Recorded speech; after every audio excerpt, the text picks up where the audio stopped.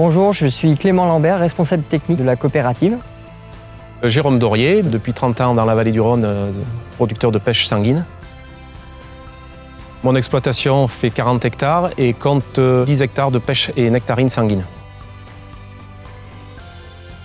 Alors là, nous nous situons dans la vallée du Rhône, en plein milieu du couloir rhodanien. Donc le sol est constitué de diluvium alpin, assez caillouteux.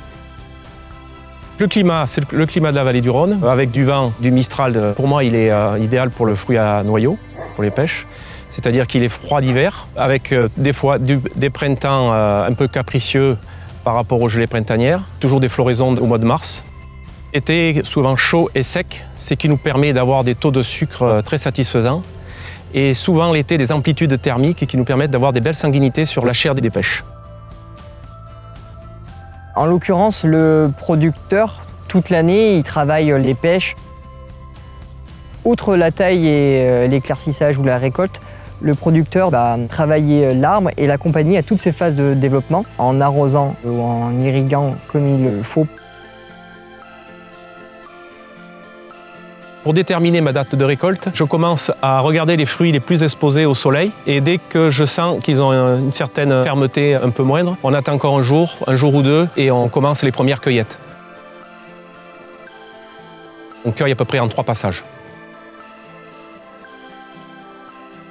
En apportant à certains moments de l'année une fertilisation adaptée pour avoir des fruits de qualité, l'agriculteur il va accompagner la plante. Il respecte notamment un cahier des charges qui est celui du verger éco-responsable en utilisant des moyens de protection qu'on appelle intégrés.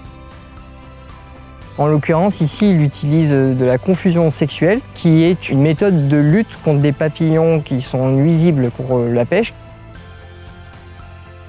Pour organiser la récolte, on a un outil qui est une pimprenelle qui nous permet de faire des mesures de la fermeté du fruit et ensuite du taux de sucre, ce qui nous permet de positionner à la date idéale la récolte afin d'avoir des fruits sucrés avec le potentiel aromatique le plus intéressant.